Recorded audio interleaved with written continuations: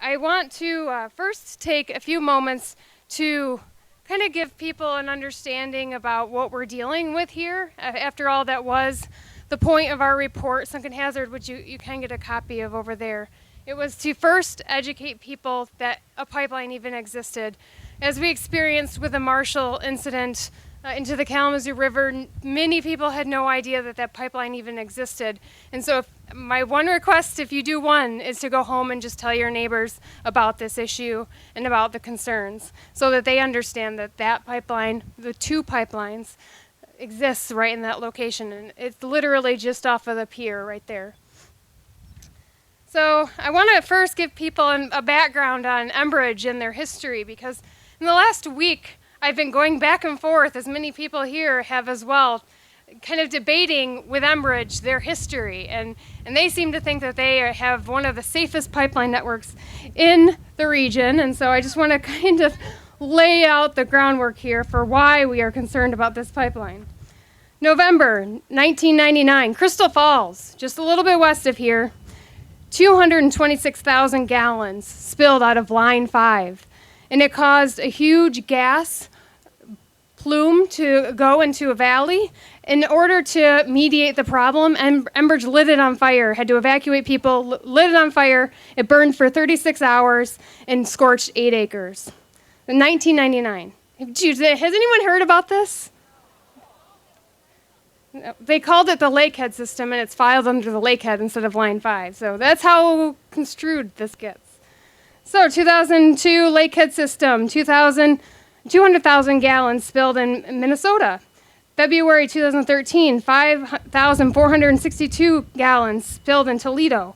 October 2013, 21,000 gallons spilled in Bay County, Michigan. Another in Bay County, Michigan, 4,200 in 2005. 2007, 50,000 in Wisconsin. 2007 in February, 201,000 gallons. November 2007, 2 people killed. Unknown how much actually spilled in that incident, because it did as it caught fire. 2010, January, 126,000 in North Dakota. And this is all the Lakehead system.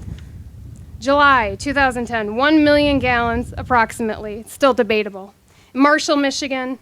I just want to take a second to note that 10 days prior to the Marshall incident in the Kalamazoo River, Enbridge was called to Congress. They were asking a lot of tough questions about Line 6B, which is the line that burst, because they had issues throughout that they were largely ignoring in the hundreds. They called them anomalies, cracks, fusion, dents, whatever you want to call them. And Enbridge said at that time they can detect a leak instantaneously. Their system was in working order and that they would be able to detect it, shut it down, very little harm. 17 hours passed before someone with a utility company told them that they had spilled 1 million gallons. And it spilled in a wetland that overran 1.5 miles of a creek and then 40 miles total of Kalamazoo River Watershed Council. September 2010, 250,000 in Chicago. That was just after. And then last year, July 2012, Grand Marsh, this huge spill, geyser of oil that hit cattle, a farm. After that spill, that was it for PHMSA. They were mad. That was the breaking point. PHMSA issued a corrective action order, and I quote, PHMSA has communicated its long-standing concerns about the pattern of failures with Enbridge over the past several years. Given the nature, circumstances, and gravity of this pattern of accidents, additional corrective measures is warranted. Circumstances and gravity of the patterns and accidents, continued operations without additional corrective measures would be a hazard to life, property, and the environment. This was issued in August of 2012. At the same exact time, Enbridge was setting forth plans to expand the very pipeline that's in that network. And then they're expanding pipelines to the west of here, Line 67, Alberta Clipper. Line 6B, they're tripling the amount of capacity that'll run through that pipeline. At the same exact time, PHMSA has said that it's unsafe and they need to have corrective measures. There is something wrong with the way that we regulate pipelines, and that's what we outlined in our Sunken Hazard report, and that's how we want to educate the public, that there is a way to contact your representatives, PHMSA, the EPA, and tell them that it's enough at this point. So I want to give some quick facts about Line 5, because that's a lot of the reason why many of us are here is because of that particular pipeline. As it mentioned, it's 30-inch pipeline that runs throughout the Upper Peninsula and Lower Peninsula, but at the crossing it's broken to two 20-inch lines right here. And then what they have done is they have bypassed a very important environmental permit, which is a presidential permit for expansion, and they have increased the capacity. They have done no safety improvements to this pipeline whatsoever. All they've done is flipped a switch, turned up more horsepower, and they're now pumping 2.1 million gallons of oil per day, more than before. And the big issue is it's 100 feet below the surface at this location. If any spill, worst case scenario, I want to lay this out too. Worst case scenario in Enbridge's eyes is that they would shut that pipeline down in 8 minutes. In that amount of time, 1.5 million gallons will have spilled.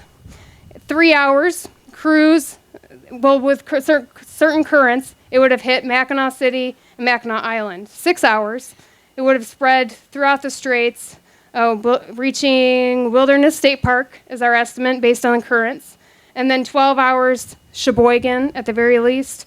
And then within a day, Beaver Island. And again, it took them 17 hours to be told that there was a spill and to report it in the Marshall spill. And so it's just very critical that this company be held to the absolute highest standards above and beyond current regulations, because those suck too. And so I just really encourage everyone to grab a postcard, fill out the signature area, and reach out to PHMSA, which is the federal regulators, and the EPA, and ask them to tighten these standards.